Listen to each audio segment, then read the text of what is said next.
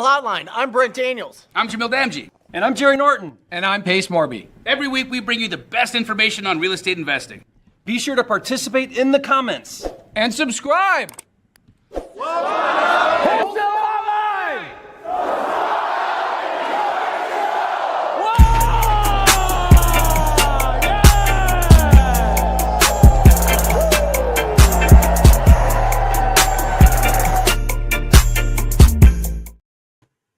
Welcome back to Wholesale Hotline number 276. My name is Brent Daniels, Mr. TTP, Mr. Talk to People. Joining us soon will be Morby, Jamil Damji, and hopefully Jerry Norton, having some technical difficulties, but they should jump on here any time. I want to welcome everybody to our weekly Monday show where we discuss everything that you need to go out there and find the absolute best real estate opportunities in your marketplace. I don't care if they are on the market. I don't care if they're off the market. I don't care if it's a referral. I don't care if you're selling the deal or you're finding the deal, if you're negotiating directly with a property owner, or if you are negotiating with a real estate agent. We will answer all of your questions here. It is so exciting to see everybody, Britt and Dallas and Peggy and Randy and Jeffrey and Anonymous. And and we've got a couple incredible wholesalers here that are ready to rock and roll. And there he is. Boom. Subto himself. Here we go. Here we go. Really good. We're going to bring in a wave of people right now. We're like 650 right now, but I think we'll hit about, I don't know, probably around 1,500 today. We got a lot of cool people coming in to hang out. Look at these guys. Look at these guys. Jamil looking great. How are you, brother? I'm doing excellent, man. How are you? Really great. Thanks for jumping on here, guys. Of course. We're already at 700 people live, 810 people. What is going on? What is going on, Pace? Here. What's going on? Pace just unleashed one of the most incredible resources for the top tier TC, Subto, and Gator communities, and had one of the most incredible announcement Zooms ever. He brought Tim Story on to chat with a big group of people about how we can turn our setbacks into our setups in life. And then he told us all about the Creative Campus, which is just a mind-blowing way for all of us to stay connected and communicate. And then he said, you know what?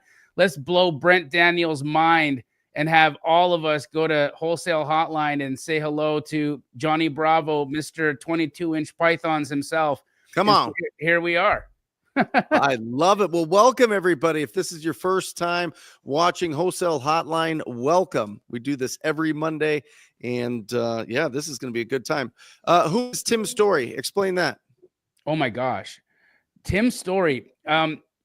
Pace, why don't you explain who Tim Story is? Tim Story is an author, New York Times bestseller. He's had multiple TV shows. He's been on Oprah 7 times. He consults and does mindset coaching for presidents of the United States and other massive names all over the world. People like Pharrell Williams hire this guy to come in and teach them how to break through and have massive success in their life. And he's probably been when I hang out with him a lot at Aspire Tour when we speak together. I tell him he's the mentor to the stars. And so just about any famous person you could imagine has hired him for mindset coaching. And so Jamil and I this last year, I've been hanging out with him a lot at the Aspire Tour. And he's like, dude, how do I hang out with you more? When I come and see you at Aspire Tour, I see all these people with these peace signs on their hat, and they're freaking the coolest people out of the whole entire 3,000 person arena. What the heck are you guys doing? And I said, come hang out with us in Boston. And so last year he hung out with us in Boston. He spoke on stage for us. And then he said, I want to hang out with you guys more. Like, how can I show up for your community more and more? And so we just text him and we say, hey, can you come and speak about this? Or can you talk about that? Or, hey, have you have any experience about these things? And he is probably one of the best at getting people to get through their mental breakthroughs, which is awesome. How many people enjoyed Tim's story today? So give us some love in the side comments. I absolutely did. It was incredible. Amazing. 1,100 people in here today. They all came to see Brent Daniels. Brent Daniels, let's give the people some wholesale education today. What is working right now for wholesale? What list is your guys' favorite list? Who do you like to go after? What are you seeing? Is it a great market, a bad market? Some people in the side chat are buying RV parks and mobile home parks and businesses, but it's Wholesale Hotline. So let's break down some wholesale stuff today. Listen, I highly suggest if you have been in this business for over a year, go back to all of your leads that have been kind of stale and old, have been sitting there for a long time. They've been kind of sitting on the fence because we're seeing those deals pop like crazy right now. I don't know if you guys have seen it locally here, Jamil and Pace, but the news, it's just doom and gloom. Oh, it's a buyer's market. The market has turned. There's so much inventory. Sell now before it all crashes. That is the message that's going out right now. So all of those old leads, those agents that you talked to 6 months, 8 months ago, all of those property owners that you talked to 8 months, a year ago, that had all of these super high expectations that their property was worth way more than we could offer them, are getting realistic right now. So one suggestion that I would give, Pace, is go back to all of your past leads, all of your past relationships, and start having those conversations again, because they're going to get off the fence and they're going to make a decision here quickly. Sorry, go ahead, Pace. And I was just going to say, it's really interesting how the news will actually change consumer sentiment to the point where your sellers and your agents will actually react to it, and you'll end up getting better deals. And so for people that know how to ride the wave that Brent is talking about, he is 100% right. Now is the time to get great low deals or incredible terms. Straight up. And example of that. So there's a deal that I'm working on right now in West Phoenix. It was one, listed property. I had submitted an offer on that was roughly $110,000 below list price. And I submitted that offer during one of our No One Left Behind challenges that Pace and I had done a couple of months back. I just get a text message over the weekend from the listing agent who had essentially laughed me off the call at that time. And said, my seller has had cash offers in his hand higher than yours. I have an offer right now that's $40,000 higher than you. All the standard real estate agent lies, right? I have a much higher offer right now. I've got cash offers that are $50,000 higher than yours. My seller would never take that offer. Whoopty, whoopty, whoopty, whoopty. This is what I'm getting.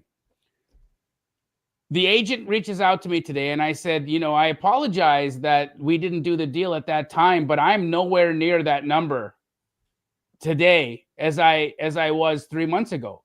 My offer today is $40,000 less than it was 3 months ago. And Brent, they just signed the contract. Yep. So I am $140,000 lower than what my original offer was. Sorry, I'm $40,000 lower than what my original offer was, which was $100,000 below list. So right now, my accepted contract is going to be $140,000 lower than list price. Wow. That's the power of this market right now. And Pace, you're 100% right. The news did it. The news did it. The news is loud. The news is reverberating in the ears of our sellers. It's reverberating in the ears of real estate agents. And they're all taking note. Now, friends, now is the time. And it's so cool that we're talking about this today, because I have a few points, and I'm going to just quickly say them. Somebody in the side chat, write them down, and I'll shut up. What are the indicators of a buyer's market? Number 1, greater than 6 months of inventory. Number 2, over 75 days on market. Number 3, drastic price reductions. Number 4, motivating language in the listing. Number 5, seller concessions continuously increasing. Number 6, buyers agents commissions increasing. Number 7, prices declining. Number 8, notices of default increasing. Number 9, foreclosures increasing. Take them away. That's incredible. Did you guys get all those? If you guys put it in the chat, if you picked up one or two of those, put it in the chat and we'll get all 9 of them in there. But absolutely incredible. 75 days on market. And listen, the inventory, guys, the inventory, that is what our cash buyers are looking at. That's what the investors that we sell our deals are looking at. They're looking at, okay, if I buy this property, it is a risk because by the time it's fixed up, it's looking perfect, it's put on the market, it's sold, and I get my money back out, hopefully with some profits. What is it going to be worth in 3 months, 6 months from now? That's what they're looking for. And their crystal ball, their little magic ball that they're looking at is the inventory. How much supply is there in specific areas? It could be neighborhoods, it could be zip codes, it could be counties, it could be towns, it could be cities, it could be all of those things that they're looking at to make that decision. But I will tell you this, Pace and Jamil, we are not having a problem selling our deals. No, we are not having a problem signing our deals. But I saw, and I haven't watched it yet, Pace, but there was a thumbnail that said something about low ball offers that you just put out. Can you expand on that a little bit? Yeah. So Jamil and I were doing a contest called the No One Left Behind Challenge, where we bring in members of the community that have not done a deal yet. Either they're brand new or maybe they've been in the community and they fell away because they got pregnant or they got a job relocation or whatever. And we just have this dream of making sure that everybody that is in our circumference is doing deals. And so we invite them to come to our office once a month, spend a week with them. And on one of the calls that we made, and actually it happens a lot, you'll get agents that go, oh, don't tell me that you're one of these people that do low ball cash offers. And the video was actually the tail end of that call with the agent. And you immediately know when an agent's never done a real estate transaction as the principle of the transaction when they say something like a low ball cash offer. Because what they're telling you is they're like, I actually don't understand how investors make money at all. I assume you guys can pay 90 cents on the dollar and still make money. And so that video was me breaking down a call that we had just wrapped up in front of 75 people. And then breaking down the numbers and explaining to people that there's no physical way for you to buy a deal, unless you're buying with creative finance, of course. There's no physical way that you can buy a deal without a low ball cash offer. And the agents who have done those types of transactions, they freaking get it. The agents that don't understand that are the ones that have just simply not been party to a transaction as the principal. And so I was trying to highlight to the audience, don't get discouraged when you talk to those agents. They're not the agents you're going to do 10 deals a year with. Right. Those are the agents you might do one deal with once. Go find the agents like Jamil's Monique Walker or other agents that we all have done business with that just continually send you deals over after deal because they get the business. So that video, I think it did pretty well. Not as good as my airplane video. That video has got like 200,000 views or something crazy in the last couple went bananas. Yeah, that one went bananas. That one went crazy, but that one did really well because I think a lot of people in the comments are like, finally, somebody's talking about these agents are just uneducated and they don't understand that you do have to have a low ball cash offer. Otherwise, nobody's going to buy the deal, period. End of story. Guys, I don't understand how you have so many people on here tonight. Is this what you guys are doing on Monday nights without me? Yes. Honestly, how do you build this up? Because I saw there was 1,104 at its peak. There's 1,093 right now. Did you guys email your whole list? Like, what is this? I don't know. No, this is just a small fragment of the Subto and Gator communities. And we sent an email to everybody a couple of days ago just saying, hey, we want to bring in Tim's story to have a heartfelt message about setbacks. And while we were on the live, I go, dude, can we just all go in there and blow Brent Daniels' freaking mind and just get like 1,100 people to show up? And I'm not kidding you, Brent. That's exactly what he said. I feel overwhelmed. I really feel overwhelmed. There's a lot. There's so much going on in the chat. This is like the greatest day of my life. This is incredible. That's what we thought, bro. I'm telling you, he was legitimately did this. He wanted to give you a gift. He said, let's go blow Brent Daniels' mind today. And let's all of us go show up to Wholesale Hotline. It was phenomenal. Do you know how hard it is to get over 1,000 people on a YouTube live? Like, do you know anybody that does that? Impossible. That's not a gamer or something? Yeah, us. unless you're Pace Morby. It's incredible. Us. It's Well, incredible. the cool thing is, like, the more you, we already know this really well. The more you serve people, the more you contribute to their lives, the more they'll show up for you in return. And so, guys, thank you so much for showing up for us today.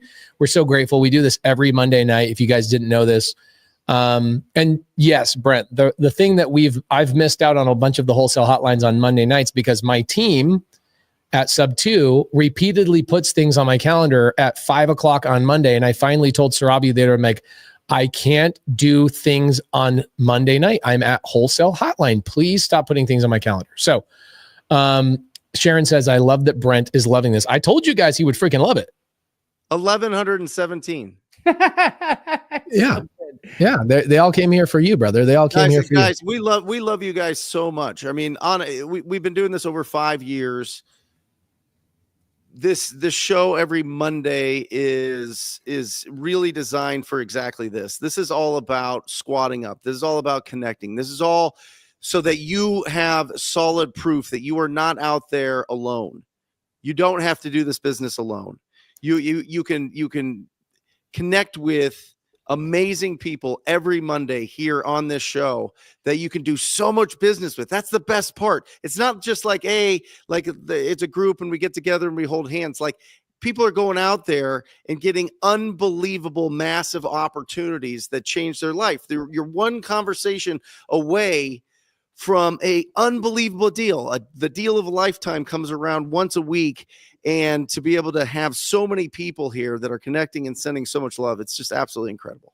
It's incredible.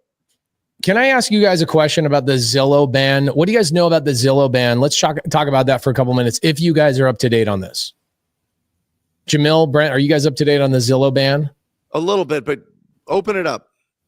Okay, so a little bit. There's a lot of people suing Zillow right now because the listing ban just went live. And essentially, I'll keep it really simple. Zillow has built such a massive following. So many people rely on Zillow. The Zillow's like, you know what? We're going to attack agents that want to have exclusive listings and they don't want to share these things. And they're not trying to give us all the data. If you're not trying to give us everything, we're not going to put you on Zillow. And so now they're getting sued. Literally, I think Compass Bank is suing Zillow. There's 4 other companies. Let's see. Inman. Oh my gosh. Wow. Inman, you know, they're suing Zillow. Like the big real estate conference, they're suing Zillow. So many people. This is what freaking happens when you build such a massive following and you have all this data and people rely on you. You can go and push yourself around. For those of you guys, I know, Jamil, you use Zillow to do comps, correct? Correct. I wonder if this will affect you. Basically, it's strong arming agents into giving all the data that is on the MLS over to Zillow. Yeah. What Zillow is trying to do is essentially be more dominant than the MLS. Yeah, and I understand why. Here, let me give you an example, Pace, of where it gets really dangerous for the consumer, for real estate agents to hold on to data and not share it. So let's look at Canada, for example. Canada has Zillow. You can go onto Zillow and you can find actively listed properties on Zillow on the Canadian MLSs, and you can actively search those listings and find potential deals to sell or to purchase if you're a retail buyer. But what if I want to see how much properties have sold for? What if I want sold data and I'm in Canada? Where do I get access to sold data? How do I know that the deal or that the property that the real estate agent is presenting to me as a potential home for me to write an offer on? How do I know that that real estate agent is actually being honest about value? How do I know that I'm not getting sold a property or told about a property that they have some kind of incentive to sell? How do I know that I'm actually doing this for the right amount of money or offering the right amount of money? Unless I got that sold data, unless I have access to that MLS information, my hands are tied. I'm at the mercy of the agent to be honest with me. And that's what NAR wants. That's what real estate agents have been trying to do. And they've successfully done that in Canada. You cannot get sold information in Canada. It's much like a non-disclosure like state. Anywhere in Canada. Anywhere in Canada. What is the purpose of that? Like, how does that benefit? It forces me to call a real estate agent to get an opinion of value from a realtor. Okay, so they're strong arming people. This is why Open Door and OfferPad have had such a hard time getting the real estate agents out of the business. Remember when OfferPad and Zillow or Open Door came into the business, I don't know, 12 years ago or 13 years ago, they came to Phoenix and their sole intention, they're very vocal about it, was to disrupt the real estate agents' businesses and say, why do we need these people anymore? They're slowing down every freaking real estate transaction. The problem is they have a massive lobby group called the National Association of Realtors, which they're all a member of. They pay billions of dollars into this thing every single year. NAR has endless amounts of capital. Correct. And so it's the same thing with Canada, it sounds like, is that they're strong arming people to force them to work with real estate agents. It's the same thing that's happening with wholesale regulation right now, is that who's pushing wholesale regulation? Is it Grandma Smith that's like, hey, I'm upset that this person went and made money on my house? No, it's real estate agents and local representation of NAR, National Association of Realtors, spending money to lobby against wholesalers because they feel we are a threat to their business. Yes, and so sir. they're doing the same thing Canada is doing, strong arming. Yes, sir. And that's why this lawsuit is so important. That's why Zillow having access to this information, whether or not you agree with Zillow's potential monopoly on the the retail real estate market and where the retail buyer is getting their information on or not, whether or not you are in agreement that Zillow has cornered that market, I still think companies like Redfin have done a great job. I still think Realtor.com is doing a great job. I don't think Zillow is monopolizing that market at all. I think they're doing a better job than anyone else. And so they've gained a lot of market share. But when we are pushing companies like Zillow away or trying to restrict them from having access to information that as a consumer can help me make a more informed decision, you have to question why. And I think that's the biggest question that we have here, Pace, is why are the real estate agents trying to withhold this information? Why do they not want Zillow to have access to this data? Why? You know what's the best part about Zillow? They have a warehouse of cold callers that cold call real estate agents all day long to get them to spend money for Zillow leads. So agents list a property. They then get access to put that out into the world on their website. And then they sell the leads that they capture on their website back to the realtors. Isn't that crazy? It's super crazy. That's their business model. Genius. And Genius. then for them to have a problem, like for instance, okay, like if you've got I believe this, like, private listings or exclusive listings, right? I mean, it's an agent's and a seller's right to make a listing exclusive. It's their right.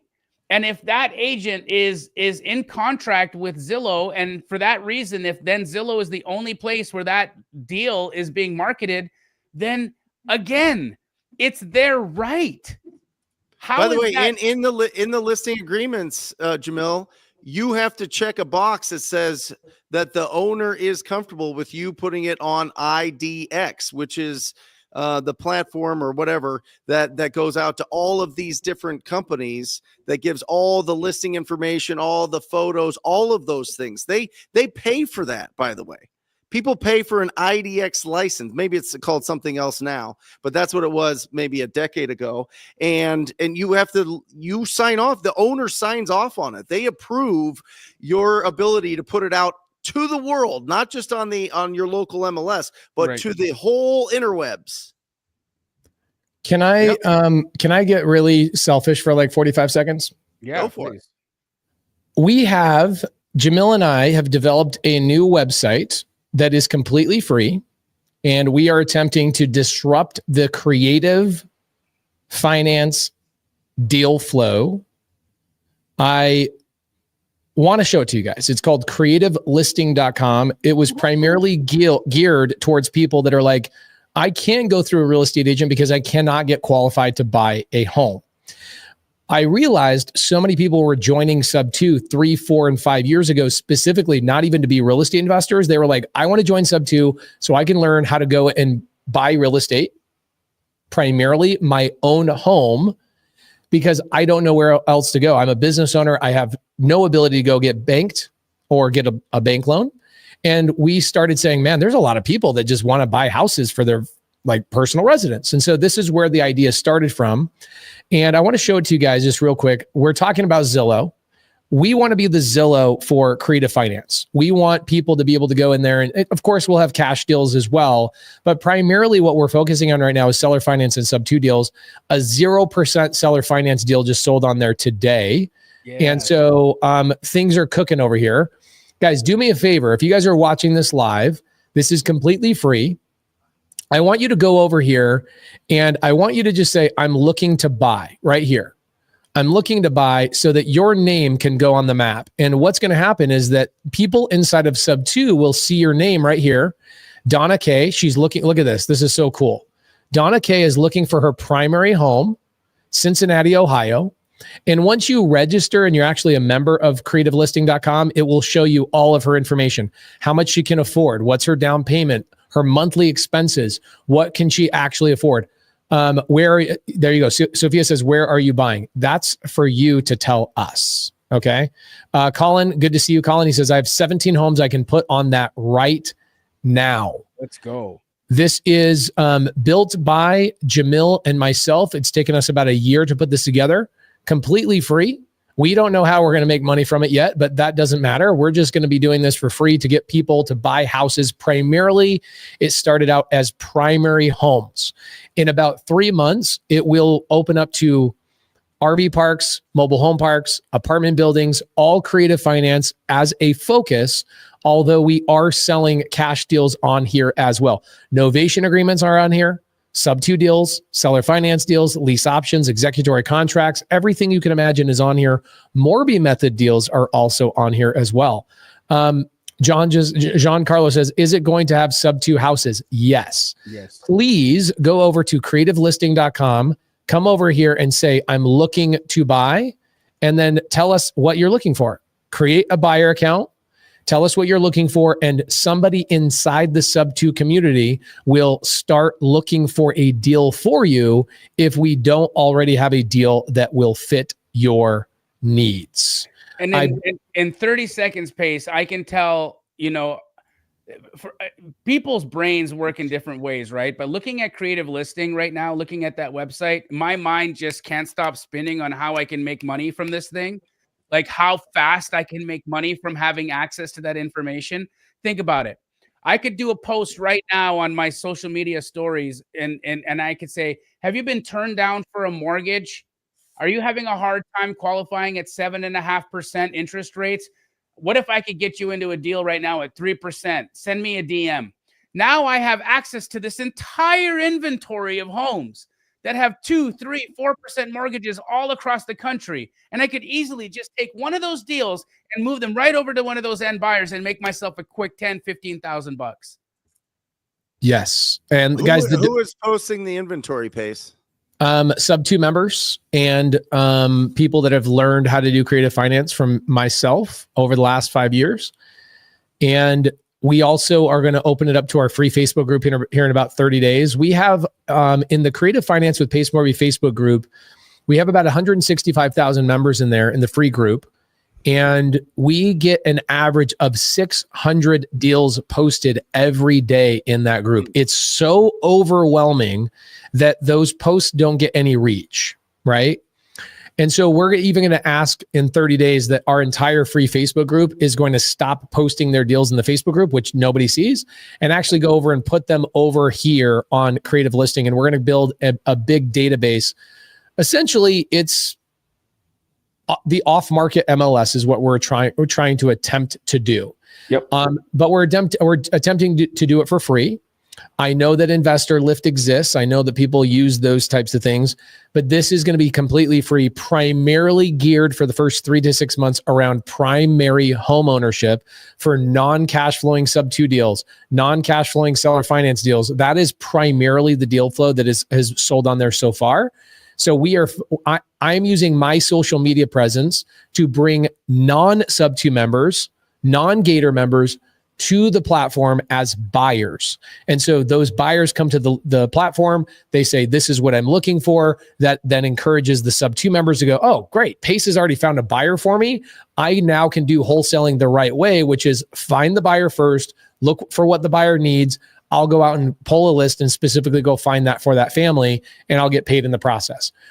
Currently, Jamil and I have no way of monetizing this, but we're going to build it up to a point where we have users and we have a great database, and we've gone through all of the new things that we're going to roll out over the next 3 to 6 months. We'll figure out we'll probably charge the buyer a fee to buy a deal on the platform.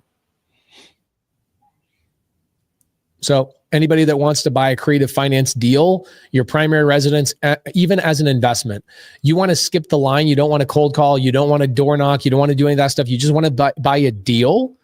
You can do that on Creative Listing starting now. We just launched this on Saturday. That's crazy. So cool. It's so cool. And honestly, we should have done this a couple of years ago. It just, what was happening and why we didn't attack this is we just had so many Subto members having their own websites, right? Then I realized how fragmented it was and how there's 85 different sites and nobody knows one place to go. Whereas what we've been talking about for the last hour is the MLS and Zillow and real estate agents. They have a stranglehold on all of these buyers. And so people feel like I can't sell a deal if I don't have access to the MLS. Okay, well, what about the off-market MLS? What if we built that over the next 3 to 4 years? We didn't have to rely on these things. And if you are a fix and flipper or you're a buy and holder and you're like, I don't want to call, I don't want to negotiate, I just want to buy deals, where do you go right now? Well, you can go into Investor Lift. It costs a significant amount of money to post deals on there, to find buyers on there. It's very expensive. How do we create something that doesn't exist? And the first demographic we're attacking and have been attacking and has been very successful are Subto deals and seller finance deals that don't cash flow, but are perfect for families. Subto and seller finance deals or owner finance deals that are in HOAs that you can't really do anything with. You can't co-live on them. You can't do Airbnb. You can't do midterm rental. Who's the buyer for those? They're great rates, 3% rate. I got a rate today in Mesa, Arizona, 2.99% Subto deal that my team got, and it's in an HOA. Who's my buyer for that deal? It's an end user, right? A family that's going to go into that house and live in that house because they don't care about the HOA. In fact, they probably prefer one. And so creativelisting.com, guys, that is the link, www.creativelisting.com. In the next 6 to 12 months, we also plan on unleashing suggestions for lenders. So if there's a deal being done in that area, and the buyer says, I want to buy this, but I need help on the down payment, we will give them suggestions of lenders that are in their local area that they could sit down with. We're going to suggest even private money lenders. So for those of you guys that are Gators, then what we're also going to do is we're going to suggest top tier transaction coordinators on the site as well. This is 6 to 9 months away from being released right now. Just get over there, help us out, and get some users on there and tell us what you guys are looking for. Thank you, Mike Anderson. Guys, again, creativelisting.com, creativelisting.com. If you're running into a different website, you typed it in wrong, creativelisting.com. That's exciting, guys. It's so cool. It's such a neat opportunity to really take the democratization, which is what this is, of these types of real estate deals, and just put it in the hands of the people that it belongs to, which is the public, right? And one of the things that I like so much about the intention behind it is that you can tell, guys, Pace just said it clearly. We don't have an idea on how it monetizes yet. This wasn't built to make money. This was built to serve the community. This was built to serve people, so that they could get access to these deals. And I truly believe that when things are built with that in its heart, that's when things become what they're supposed to become. So just thank you for that, Pace. This is phenomenal. Yeah, it's fun. And we're going to start adding cash deals on there as well. So if you guys are buyers, you just want to buy, BRRRR strategy deals, you want to buy fix and flips. Like my team will do 20 fix and flips this year. I want to be able to go on creativelisting.com and buy cash fix and flips. Right now, you look at like, if I go to like Keegly.com, which is where I find a lot of my cash deals, I'll go to Keegly.com. They're not in every state. Nope. They're not in every state. So And creative listing. we're not that super great at updating it either. I'll be totally transparent. Some of our franchises don't update their listings on there. It can get a little bit difficult to get everybody to fall in line. And so the fact that you're organizing everything in here into one funnel paste is phenomenal. Yeah. Scott, thank you so much for this. Scott decided he needed to tell me this. We just launched this on Saturday. Today is Monday, Scott. So yes, the listings are going to grow. Obviously, we just barely launched it. Today's the first time I've ever talked about it one time. So get over there. One of the most beautiful things about this is you can go over there and say, this is what I want as a buyer. Okay. So what happens is the people that are going to be posting deals on there can now go look for deals for you. We have 9 listings and literally we've never talked about this ever. I've never brought it up on Instagram. I've never brought it up on YouTube. I've never brought it up even inside of our Subto community. This is literally the first time we've talked about it, Scott. So here's what you should say. I'll teach you how to be a little bit more positive. Holy crap, there's 9 listings on the site and this is the first time you've talked about it? Holy shit. If you did it that way, you'd be a lot cooler, Scott. Just want to let you know. Okay. Yeah, it's going to go bananas, guys. I think we all understand that. We've all seen your Facebook group go absolutely bananas. Subto community, Gator community, Astro community, TTP community, Wholesaling Inc. All of it, guys. Creativelisting.com. That's where you post your deals. That what are people looking to assign those deals? Pace? Are they looking to? Like what is the point of posting? I don't want to keep it myself, but I want to put it out there. Yep. So I would say that again, let's go to the original thought process of creative listing a couple of years ago. Just seeing the massive need for end users. One of the things that like investorlift.com does not do is actually find end users. End users are not even aware. What's an end user? It's a family. Okay. So think about this. Let's do a little bit of math on this for everybody. If I am a family, and this is my family, I grew up in a family of 12 kids. My father worked 2 jobs. One of those jobs was under the table and he could not get a bank loan to save his life. So what does a dad or a father do that has 12 kids that needs to buy a big house? What does he do his whole life in order to actually have home ownership if he's not bankable? Pretty simple. He buys everything on seller finance, Subto, or lease option. Every house I ever lived in, all the way up until I moved out of my parents' house at 19, that's 26 different times my family moved. My dad bought it either Subto, seller finance, or lease option. Why? Because it was the only way my dad could have home ownership. So I watched that growing up. I now see that with people who are going out and finding Subto deals is they'll go structure a house, right? I have a house right now. Again, my team just got under contract, 2.99% in an incredible part of Mesa. It's already renovated. The seller, one of the seller's husband passed away. She wants to move in with her kids. She's selling the house. She says, here's the keys to my house. Give me $5,000 and I'll give you the keys to the house. Incredible deal. 2.99%. Guess what? It's in an HOA that restricts short-term rental. It restricts midterm rental. They're hammering down, guys. HOAs are hammering down more and more and more and more. So who's the buyer for that deal? It's obviously not a real estate investor. A real estate investor does not want to have an HOA. A lot of times those nice houses are also not approved for Section 8. Surprise, surprise, guys. You guys are out there loving on Section 8. Section 8 has to be approved. The house has to be approved for the voucher in order for you to actually turn into a Section 8. This house cannot be turned into a Section 8. I already know that. So we are using my brand, and we are also going to start running cold traffic ads to get end users on this site, meaning families. Now think about this. If I'm a family, right? I'm a father who owns a plumbing company. I write everything off on my taxes. If you guys are a loan officer, you'll know that 60% of people that go out and apply for a mortgage today. 60% of people cannot get a mortgage, and it rarely has anything to do with credit. Most of the time, it has verifiable income as their biggest problem. The second biggest problem is length of employment at the current situation they're in. They might have just moved to a new city and now they have a new job. They can't get a loan for at least 2 years. Welcome to today's banking. So if I'm that guy, I have a family, a wife and a couple of kids, and I want to have home ownership, where do I go? I don't know. Nobody's ever educated me on this. It's not taught in schools. Real estate agents are not aware of it. We have the owner, the CEO of EXP, getting involved with us in October. His name is Leo. I had a 2-hour call with him a couple of weeks ago.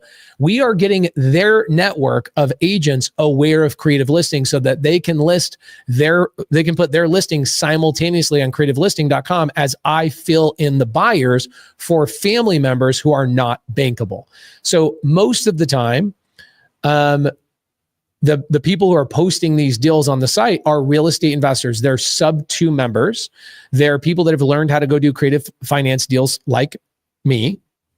And when they go and find a Subto deal that doesn't cash flow or is in an HOA area, instead of saying this is not a deal for me to be able to sell or assign, I'm going to go and put this on Creative Listing and find an end user. So I will probably guess that 30, maybe 40% of our users will be families that are moving into these houses, and they will be paying a finder's fee or an assignment fee to the people that are wholesaling these transactions on creativelisting.com.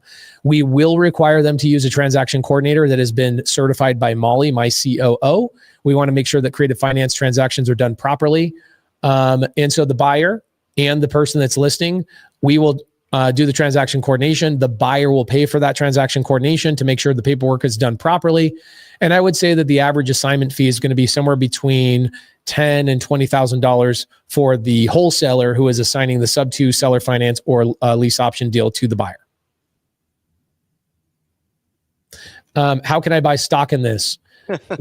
I'll tell you guys, if you guys don't mind giving me, you let me talk a lot, so I apologize, but there's a company that came to me a couple of years ago, and the name of the company is Utopia. And Utopia is owned by a couple of members of Citibank, high-ranking officials at Citibank.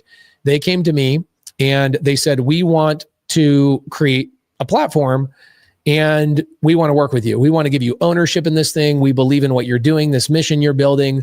Your Subto community are just freaking ravenous beasts. We want to work with you. And over the course of a year of working with them and seeing what they're doing, I'm like, these guys believe this website is going to be worth literally $10 billion is what they said they think it's going to be worth, $10 billion bucks. And they wouldn't give me significant enough ownership unless I promised them that the Subto community would post all of their deals on their site. And I was like, okay, you are going to struggle with deal flow. Mm-hmm. What do I need you guys for? This is crazy. So I went to Jamil and I said, here's what I want to do. I want to build this and I want to work with you. And so we went and got a couple of members of Owners Club, our high level mastermind, Roz and Ingrid Hernandez. You know Ingrid Hernandez. She worked in database management for a big, massive company, and Roz is a software developer. And we have developed this site in about 6 months' time. We have a whole layout of all the new features that are coming out. And as of right now, we're not charging anything for it. We honestly don't know how we're going to make money on this quite yet. But we also have 500 other founders called Owners Club. We gave them ownership of this site as well. We are not going to be doing stock. We're not going to be selling any of that kind of stuff. We're going to own this entirely ourselves. We want this, and we don't want to sell this. We want to make this the off-market MLS, and it's going to take us 5 to 7 years to be able to do that. And we're going to get kicked in the teeth. There's going to be moments of doubt. There's going to be a moment of, why did we build this? What the hell are we doing? All of that stuff is in the pipeline. I'm fully aware of it. I bought a mouth guard just in case I get kicked in the mouth. Okay. So yes, FYI, we've got no plans on selling this, no plans on selling stock in this. We're just building this for the community and amplify everybody's deal flow. It's interesting, Brent. This is an interesting question. Thank you for this. He says, What about a small monthly fee, then an affiliate link as a way to monetize it? The problem is you're talking about the wholesale industry. Okay. Right. They don't want to pay for toothpaste, bro. Like the wholesale industry is the most interesting industry ever. They have such a significant ability to make so much money with almost no money out of their pocket, yet they don't want to put gas in their own car. They'd rather walk. Like the cheapest cheapskates of all time. Okay. And so right now we just have to make everything free for the wholesalers to actually want to put stuff on there. You tell them, hey, there's a fee. They're going, oh, scam artist, scammer. Oh my gosh, you're scamming me because you're charging me money. This is why they also don't want to get a real estate license. I'm also one of them, by the way. This is why I can speak intelligently about this. I also started in wholesaling real estate because it is free to get into. And I sold all my deals through Jamil because I didn't want to have to pay for a platform. I used Jamil's network. Okay. So there you go. That's the reason why. I don't know quite yet. Ingrid, Roz, Jamil, and myself will be continually working on it. But Mindlift says, oh, brother. You know, this is an interesting thing. We worry, honestly, Mike, that's a great suggestion. He says, take a cut of the assignment fee. The challenging thing there is that we don't want people to try and go around the platform. We want people to happily use the platform and not go, man, these guys took $1,000. What we think we're going to do, because a lot of the users, a lot of the buyers will be one-time buyers because they're family members, owners, right? They're buying a primary residence.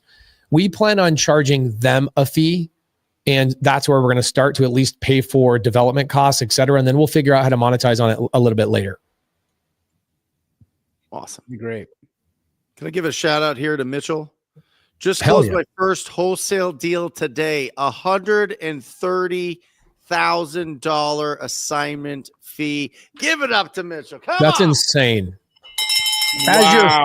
As your first wholesale deal, you got 130K. Holy. Assignment too, Jamil. Assignment, bro. Can we send him the link to jump on right now real quick and walk us through the deal? Because That'd be awesome. for him to do that over assignment and not choose to double close that was not only ballsy, but it shows that he had a great level of communication and transparency with both his sellers and his buyers. And so for this being his first deal, for him to have been able to pull that off on assignment, it says a lot about how he operates and how he moves. And I'm really curious to hear the story of that deal, regardless of whether or not he comes on. Congratulations, brother. That is a huge, huge feat. And congratulations, Brent, on helping him get there. It's just incredible. I mean, one conversation away. Everybody on here, over 1,000 people. You're going to talk to people this week. You're going to have conversations this week with property owners or agents. You're going to be negotiating them, and you never know when you're going to get that big, massive deal that breaks your brain. $50K plus wired into your bank account when you have $13 in there will change your life. It will change your life. I am just telling you, it is all right there. This industry, this business is undefeated. If you can go out there and solve the problem of a property owner, whether it's creatively or whether it is with cash, and you can communicate with them effectively to get them all the way through to the finish line, you will be handsomely rewarded. You will. That's exactly what all of us did. Pace, I went back to the interview that you did with Steve Trang. I wanted to watch the interview with the owner of New Western because I hadn't watched it, right? Yeah. And then I saw your interview from like 6 years ago where you were talking about wholesale deals and you were talking about working with home investors and all of that. I mean, that's how you build momentum, right? That's the spark that gets it going, is just understanding that at all times, 6 to 10% of the real estate market based on the US Census is in some sort of problem. They have some sort of distress, whether it's a vacant property, whether there's financial distress, whether it's an inherited property and there's emotional distress. There are so many different reasons why people will sell their properties to investors. There's so many reasons. We just have to find them, and we have to talk to them on a daily basis, and you win. And you got to get loud on social media, and you got to get loud with your community groups, and you got to be connected with people that are doing this on a high level. Check this out. So you made a really good comment. You said you're one call away from changing your life. Yesterday on Sunday night, I do the Get Creative podcast. Every Sunday night, I just talk about creative finance and deals that other people are doing. And right here, this little video right here, middle center left, Jessie Savoy. Okay. She does a 0% seller finance deal. One call. She literally made one call. It was her first call she'd ever made off market. She gets a hold of the seller, works a 0% seller finance deal for 20 years. And she's just like, it was my first deal, my first call. I got a yes. I bought a rental that's going to cash flow a bunch of money and make me a bunch of cash. And the seller gave me 0% seller finance and asked for $1,000 down payment. Guys, it is, like Brent said, it is one call away, truly one call away. And I'm sitting there just listening. Go listen to it and reach out to Jessie. She's in a teeny little town. Let me show you the town she's in. This is mind-boggling because a lot of people will say, well, it works only in big towns. It only works in big towns. Then other people will say, it doesn't work in my town because my town is so big. There's so much competition. Okay. Got it. I have to freaking Google this. Check this out. Canepa. Okay. And Canepa, Texas. This is where she got her deal. By the way, it's not Nippa. She told me, look at this, a town of 1,000 people. And she's got 2 fix and flips and a 0% seller finance deal done just in the last couple of months. Literally, this happens in every part of the country, guys. Every part of the country. Brent Daniels is so right. Back in 2018, that's when Brent actually became my mentor. It's 2017, 2018. I had been wholesaling for 4 years at that point. I was a home investor for 4 years up until that point. And what's mind-boggling is that my biggest problem at that point was, how do I get away from only doing 10 deals a month? That was my problem when I was doing that interview in 2018 that you talked about from 7 years ago. My biggest problem in my business is that I was capped. I kept hitting 10 deals a month between my wife and myself. And then I rewind back to 4 years prior. And I'm sitting there going, but how do I get started? But how do I get started? And then 4 years later, my problem is I can only do 10 deals a month, bro. I'm capped out. This sucks. So I hired Brent as my mentor. Jamil's been my mentor. Brent's been my mentor. I've paid Jerry Norton as well to be my mentor. And I went from 10 deals a month to 18 deals a month. Now, I've never bought deals quite as low as Brent does, but I've done a lot of deals, and this business absolutely changed my life. Wholesaling is by far the most undefeated business on the planet. I was looking at it, Pace and Jamil, and can you pull up? Can you Google it, Pace? The average appreciation over the last 20 years. Absolutely, I'd love to. The average appreciation, because the way that I looked at it is, if you have $100,000, do you put it into a rental property or do you put it into the S&P 500? And 20 years later, if the S&P 500 returns, now some will say 8, we'll just go 10% over that time. And if real estate appreciates 5%, what do you net more money? Does your wealth grow way bigger from real estate, or does it grow bigger from the S&P 500? And if you look at that, 4.3, right? 4.3. Yep. I put it to 5. I put it to 5% because Arizona's a little bit different, right? There's certain markets that are going to be higher than 4.3%. And Arizona historically has been, just fantastic. There you go. 4%. So it's right there. No, that's incorrect. The average appreciation in Maricopa County last 2022. Yeah. So at 5%, listen to this. If you own a property for 20 years, you bought it for $400,000, you put $100,000 down. In 20 years, you have $1 million. You have $1 million. You have $1 million equity in that property in 20 years. Isn't that incredible? What's incredible is a lot of people. One property. they forget about all the other benefits of real estate. You know, I like Cody Sanchez, good friend. We've had her on the show. She comes and speaks at Squat Up Summit. Awesome friend of ours. So I'm not trying to beat her up, but there's something that she, as a marketer of trying to buy businesses, even misses. So I saw a post of hers, I don't know, a year ago that said, oh, you know, I tease all my friends that are in real estate, like, oh, you make $400 a month in cash flow. I'm like, bro, I surprisingly, I do not buy single family homes for the cash flow.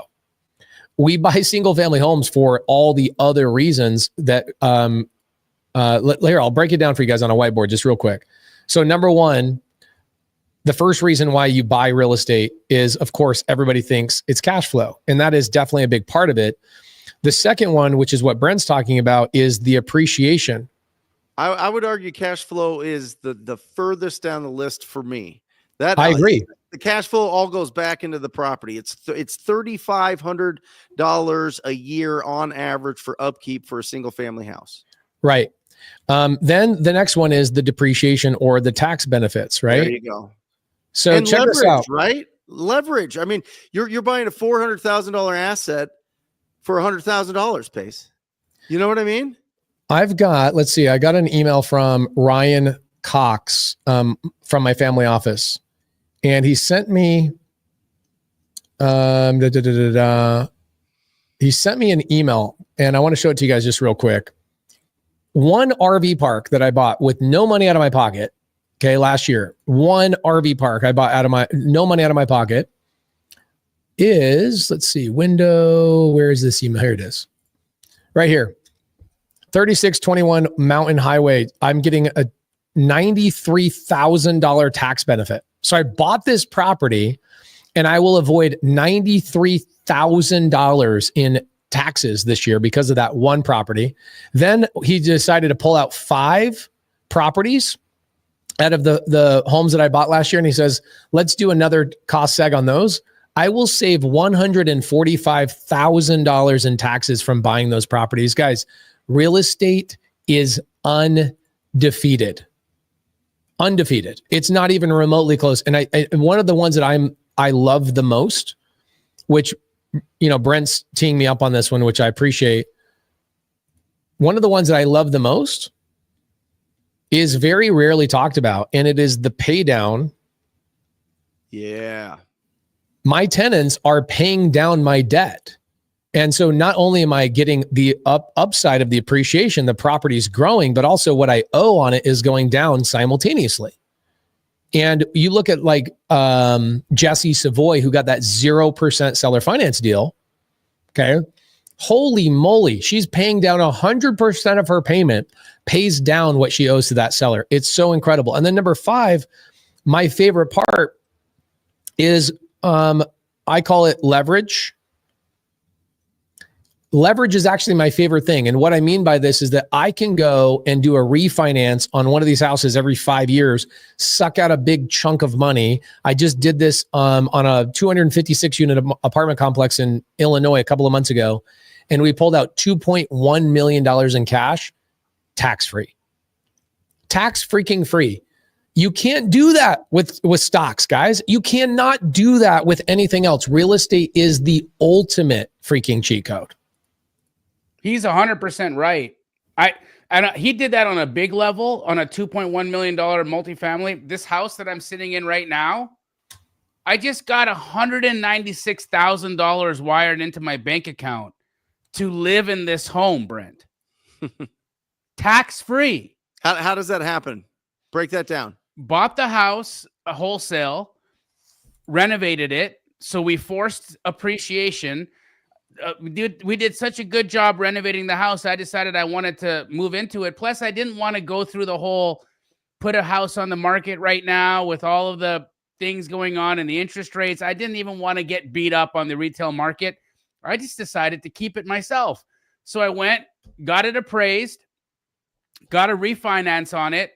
On the refi, because we increased so much value on the property, I was able to pull $196,000 tax-free dollars in my bank, and I get to live in this beautiful home with a pretty decent payment on it, but I got $196,000 tax-free, bro. That is crazy to me. I mean, that's the wealthy move, right? The wealthy move is get an asset that you have a lot of equity in, whether it's stock in your own company, like Elon Musk or something, or it's a, part of your rental portfolio. You have that asset. When you get a loan against that, that money goes to you tax-free. You have to pay that back over time. But I remember, guys, I was buying socks at Nordstrom, and the guy checking me out was like this slick, cool, handsome guy. And he was like, "What do you do?" And I said, "Real estate." He goes, "Oh, I can't wait to buy some rentals, bro." And I was like, "Why?" And he was a total bro.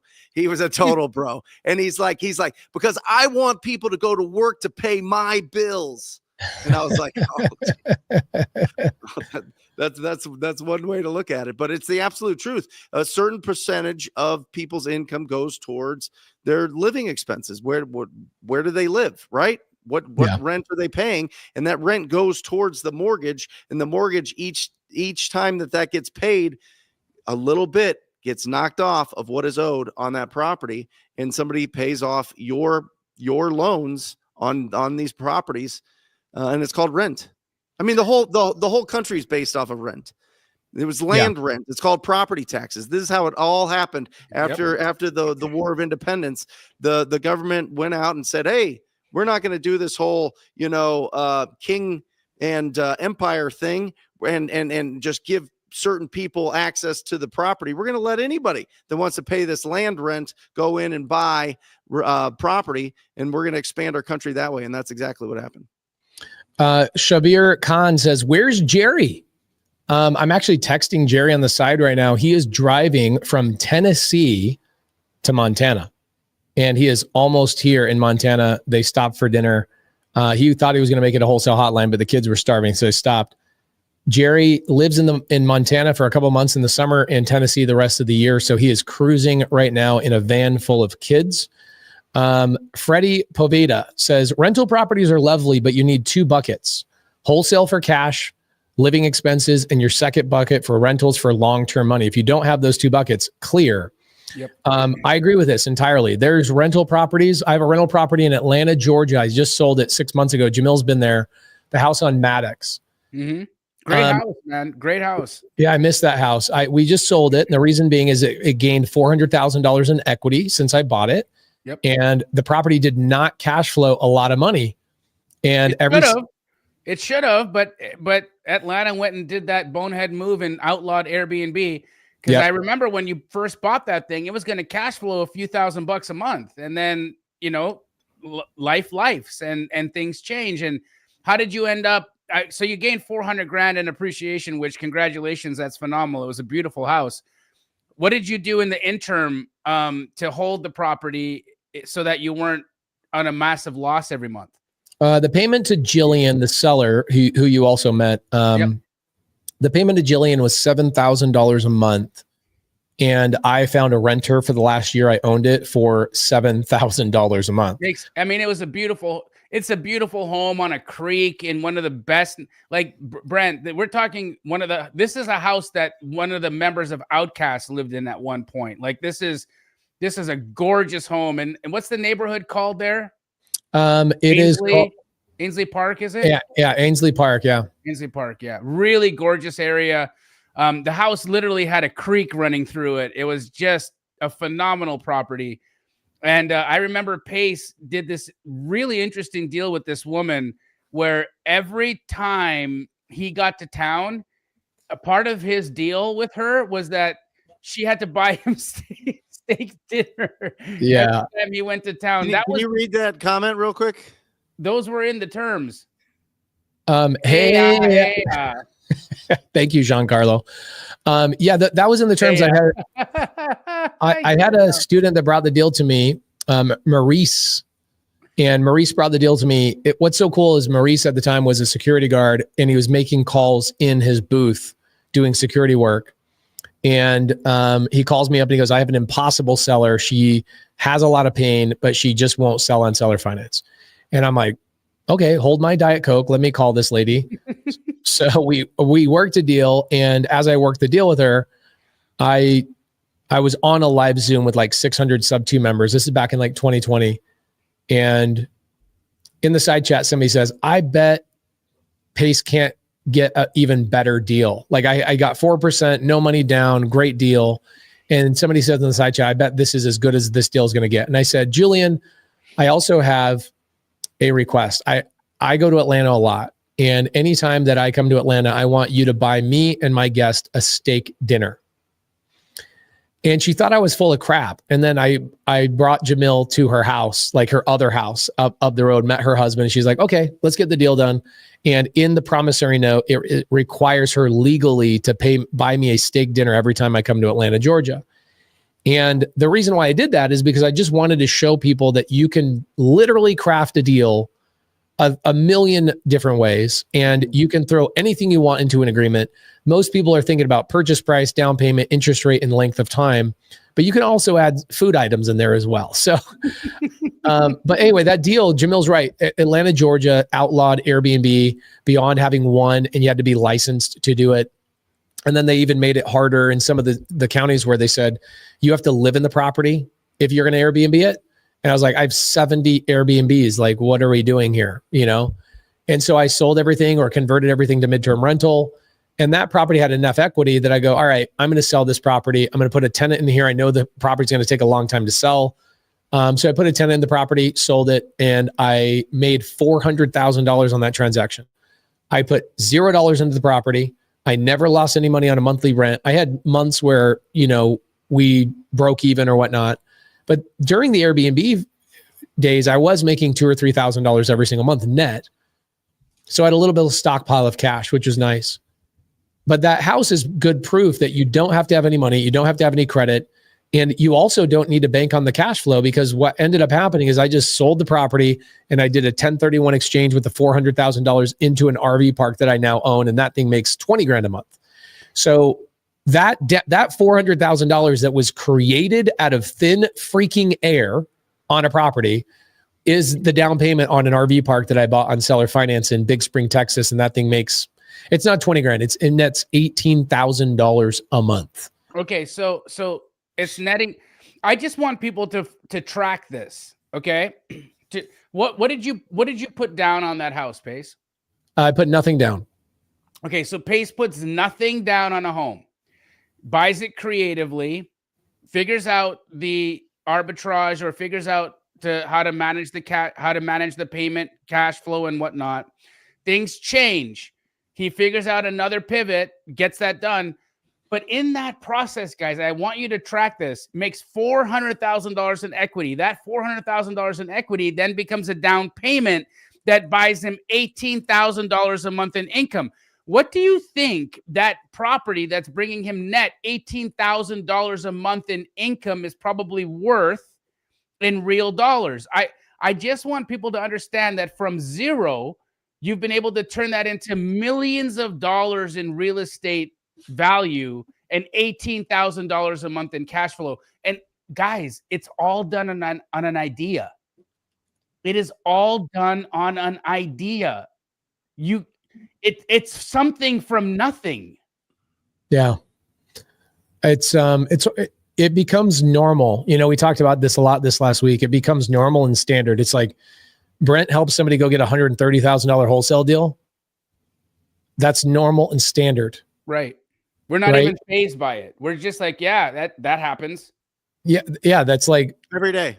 It's I standard. get a text like that every day. I mean, you act the thing is, like, Brent, you would never text me or Brent or Jamil or Jerry and say, hey guys, I just helped somebody do a $130,000 deal. Yeah. Cause we'd be like, yeah, okay. I just showered. Yeah. Same thing with doing creative finance deals, is that they're so abundant and they're out there. We've got Michelle Bassan and Rinda Emick partnered up together last year. They bought 16 or 17 RV parks in 1 year. In 1 year, they bought 16 or 7. I can't remember the number. It's either 16 or 17. And now at this point, they tell me that, hey, we got another RV park under contract. I looked back at their old text message from a year ago and they got their first one under contract. And it was like emojis and this, that, and the other, and champagne bottles. Oh my gosh, even excited now. Now I'm like, okay, let me know when you get to 20. Yeah. It's kind of the tough thing. It's like I was talking about this with Jamil. Like Jamil's so good at comping and so good at wholesaling that it becomes like a parlor trick. Like people just expect that as a standard. Like, hey, Jamil, comp this deal. Hey, Brent, buy this deal super low, right? It becomes the new standard. So for those of you guys out there, I want you to understand it's just like anything else. It's like, okay, my son said the word hot dog yesterday. Okay, I don't know why this is so funny, but it was just funny watching him try to say the word hot dog. He knows how to say dad, mom, truck, and hot dog. Okay. And 3 months ago, he can't say anything, nothing, can't say a single word. Now he's saying the word hot dog. The funny thing is that was incredible yesterday. Then he woke up saying hot dog over and over, and his sisters are no longer clapping. His sisters are like, all right, what's another word that you can say? There's going to come a point in all of your guys' lives, everybody that's watching this right now, where doing a deal a week or doing a deal a month or buying a deal creatively or getting some $130,000 assignment will become normal and standard for you. Right now, it feels like you can't even speak the language. Tomorrow, you're going to say the word hot dog. The day after that, nobody's going to be impressed by it. That is your future. Your future is doing deals like this as a standard, basic daily activity. That is your future. Sadly, I struggled, Jamil struggled, Brent struggled, and Jerry struggled all to get into real estate. But now we look back and we're like, yeah, now our life is standard. You want me to go get it? Dude, you know the homeless lady that I was helping? Yeah. Somebody was like, why did you help her? Why didn't you just do like a challenge on your own? I was like, because nobody cares if Pace Morby does a deal. Right. Nobody cares if Brent Daniels does a deal. Nobody cares if Jamil Damji does a deal. You know, we were contemplating doing a challenge where Jamil, myself, Jerry, Brent, you drop us off in a cornfield in freaking Tuscaloosa, Alabama. And you say, you guys have 10 hours to compete to see who could get a deal the fastest. Nobody would watch that. Because everybody's it from us. Yeah. Everybody's going to get a deal. Now, if you get somebody like Brent that gets somebody their first deal is $130,000 assignment, now I'm impressed. Now it's like my son saying the word hot dog. It's like I turned around and took my eyes off the road when he said hot dog, bro. I'm like, what did this good dude just say? Well, listen, step one is you got to make a decision. You got to make the decision if you're going to be in this business. Step two is you got to find your community. You got to find your tribe. You have to find people that understand what you're doing, because you're going to go and talk to your loved ones. You're going to talk to the people that you see all the time. You're going to be excited. You're going to have stars in your eyes. You're going to have electricity coming out of your fingertips about this business, and they're going to look at you with dead eyes. They are not going to understand anything that you're trying to accomplish. The next step, get proof of concept. Do your first deal.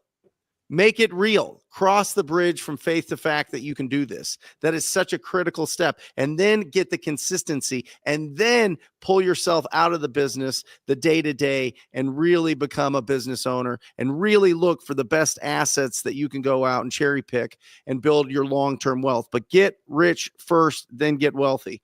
I'm just telling you, it's out there for everybody. It's out there for everybody. You got to make the decision though. You can't play real estate. You got to do real estate. You can't play. This isn't just I'm just sticking a toe in. I love this comment. This is actually in 2017 when I met Brent. I'd been following Brent for a year or so. I sat in his office. And I was secluded in my own little world doing homevestor deals, right? And all I knew was homevestors and Jamil, basically. And I hire Brent, Mr. TTP. I'm like, I need to buy more deals. I need to get away from homevestors. And I sit in his office and I ask him the same exact question. Like, bro, isn't there going to be a point where there's no more deals to be had? And Brent literally laughed just like that. Yeah, what? It's a conveyor belt, guys.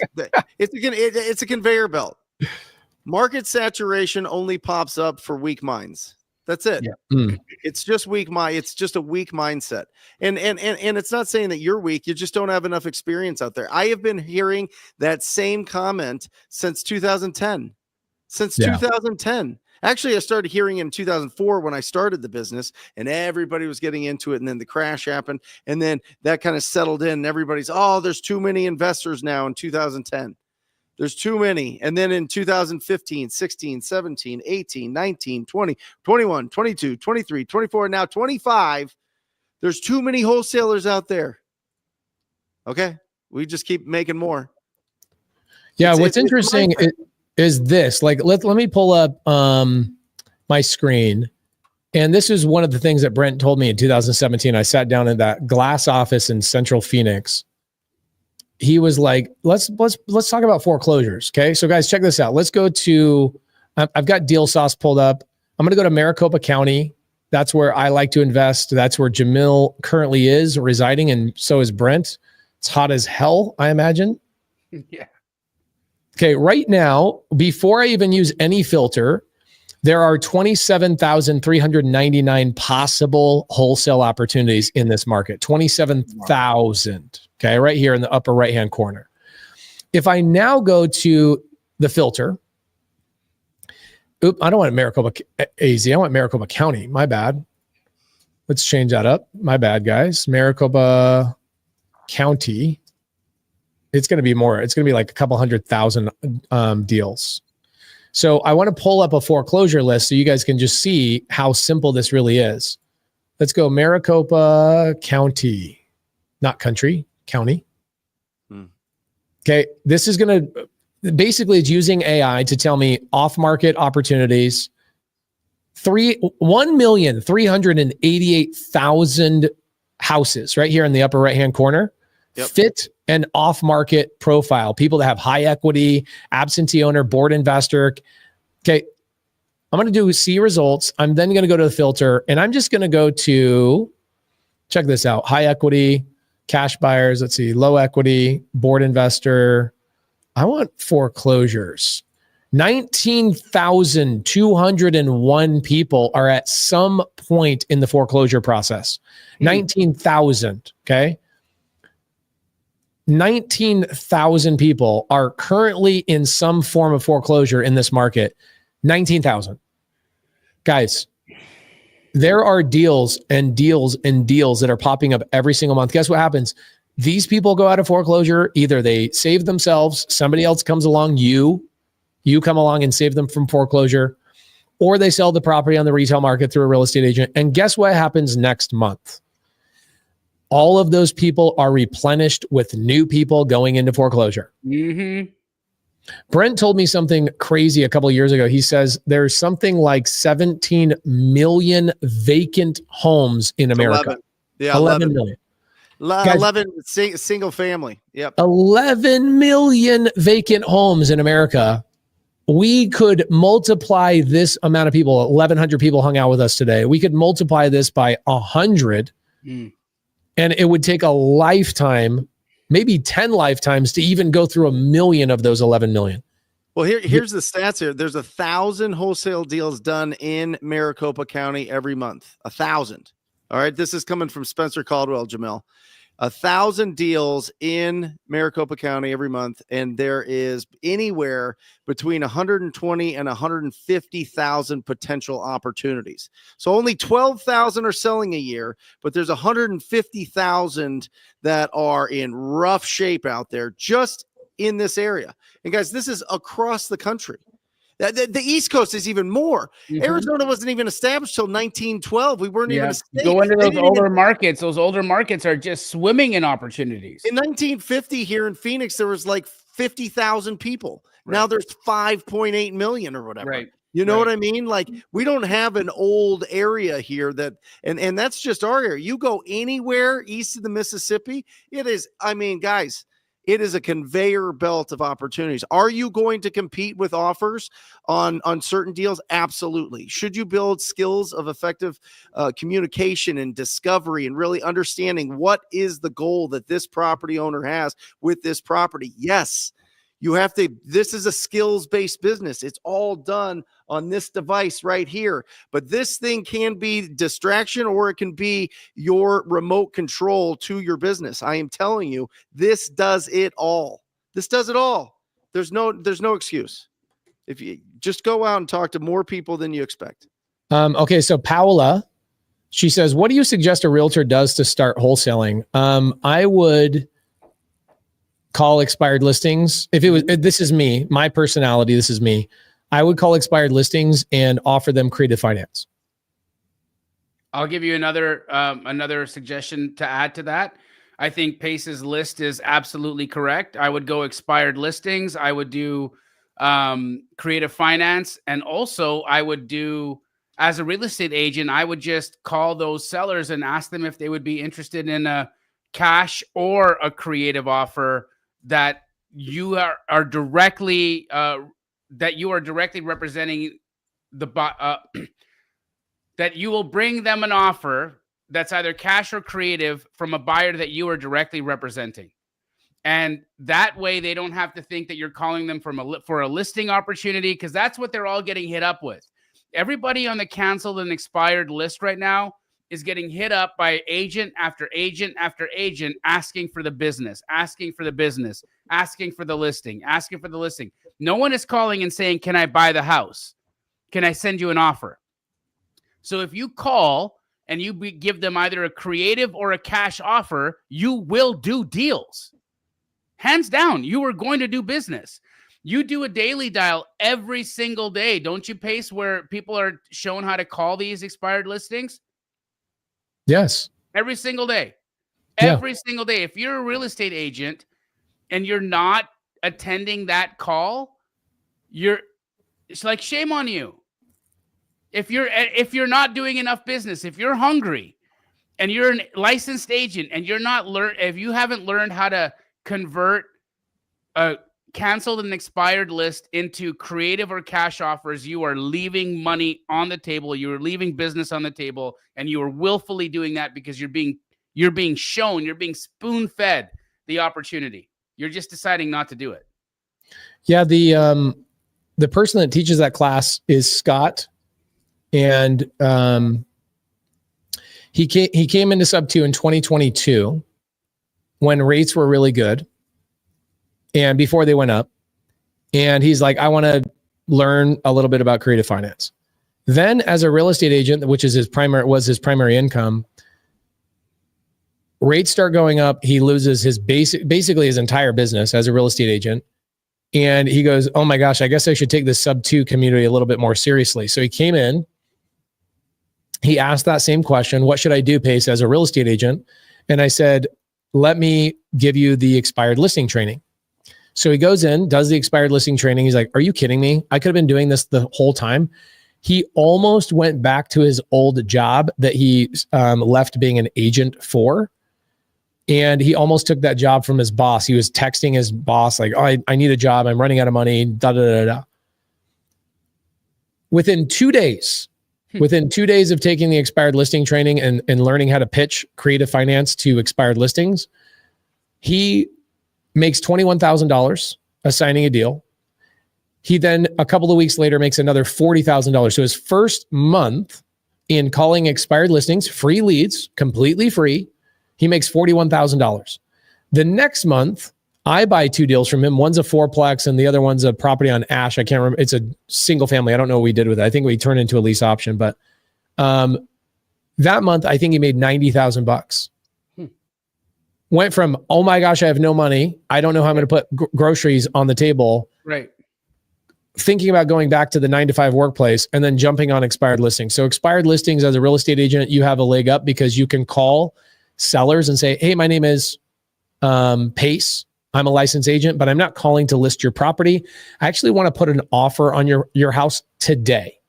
But my offer is going to be a little bit more unique than what you've heard. I primarily focus on creative finance. Have you heard of that? Has anybody ever offered that to you? I have buyers lined up right now. Boom. You as an agent, you can call and go, I'm an agent, but I'm not calling to list your property. I'm sure you're sick of agents calling you and asking you to list your property. You have a cutting advantage. Massive, massive advantage. Big time. Big time. Yeah. Bettina Miner, she says, I still don't know how to send soft offer text quickly. I don't know what that means, Bettina. It might be a typo. Might be a typo. I think maybe she's saying like, hey, I want to just float an offer to an agent. So like a soft offer. So what would the things that I would want to include in that text be?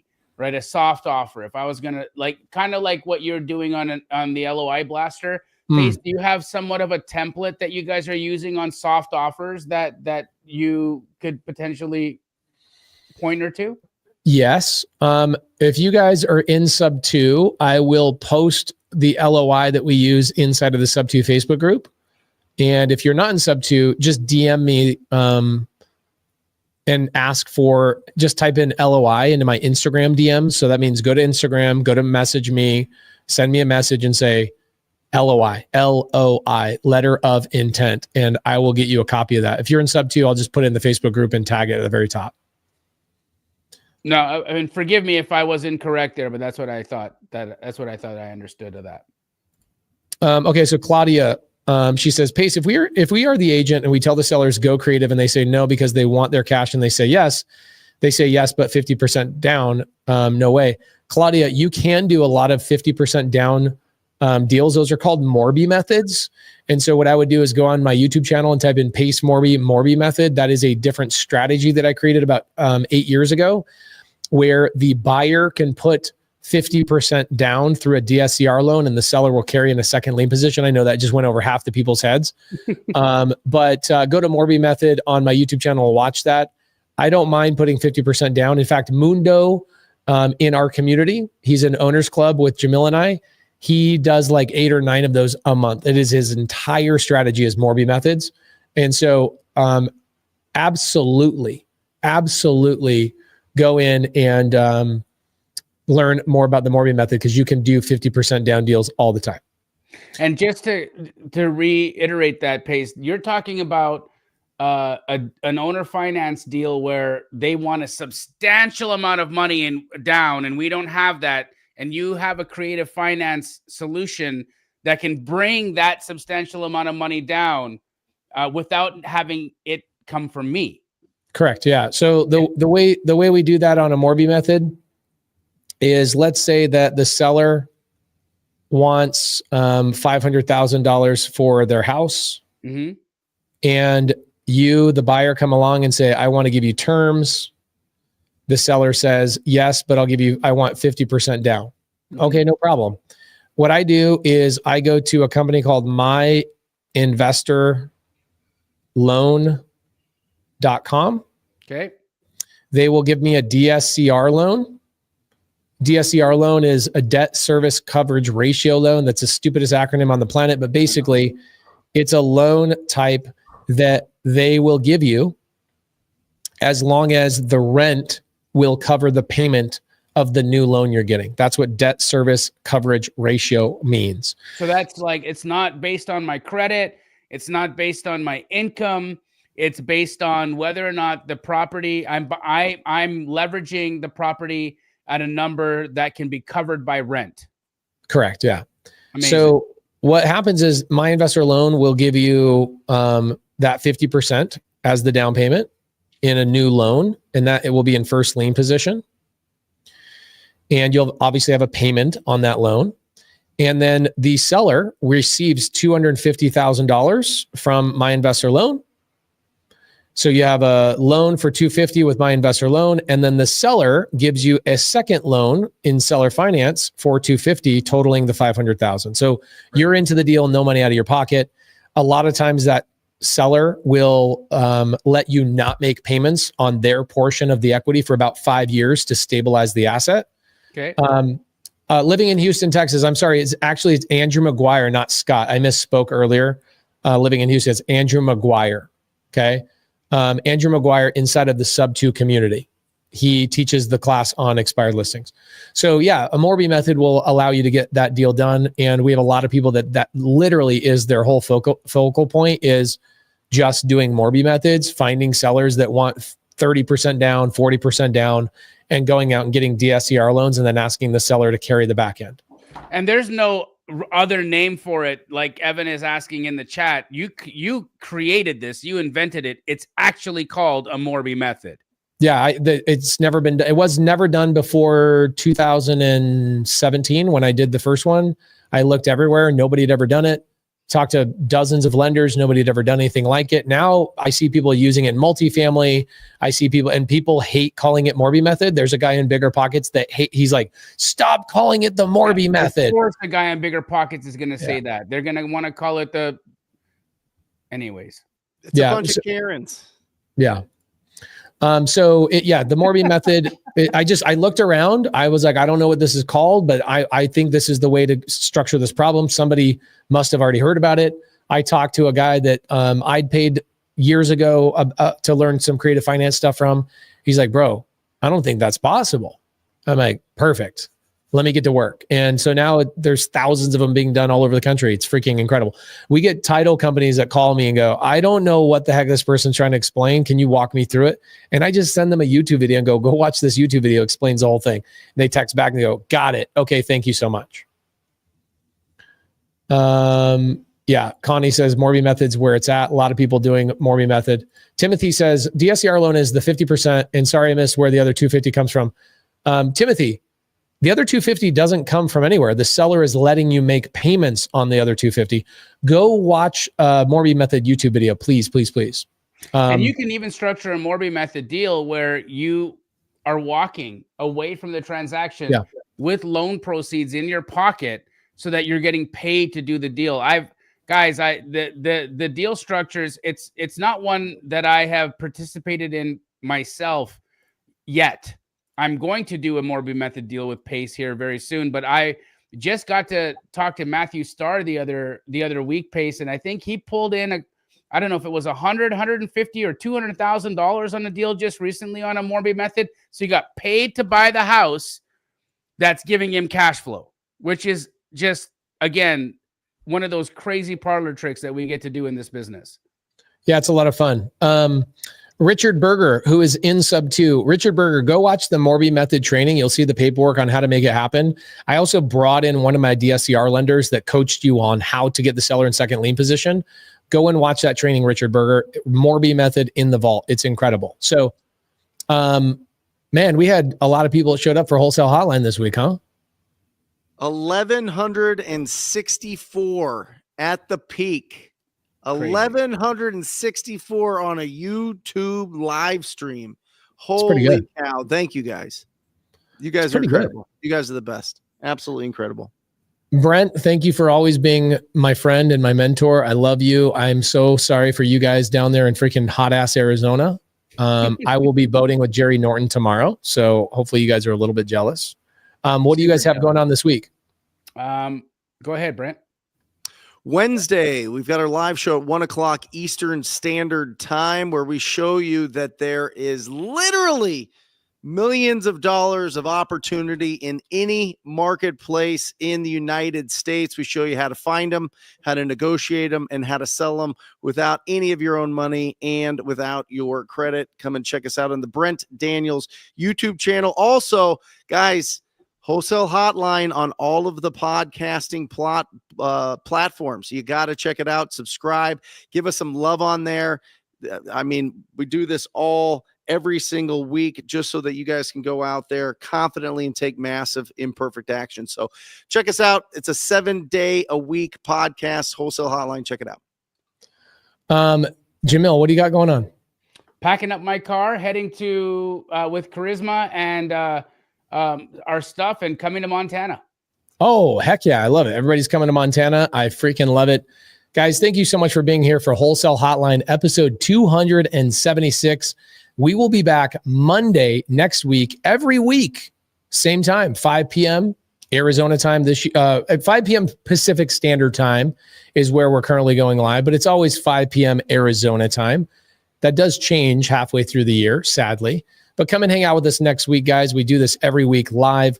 Usually get about 500 to 700 people to show up. But today we broke some records. 1,200 people showed up and gave us some love. Thank you guys so much. We will see you guys next freaking week. Or just say squat up. So squat up and enjoy the show. Yeah. Yeah. Okay. 1, 2, 3. So squat up and enjoy the show. What are you doing? I didn't say nothing. Why? I don't know. I Okay. forgot. So squat up and enjoy the show. Cool. I think we should use the one where Jamil doesn't say anything.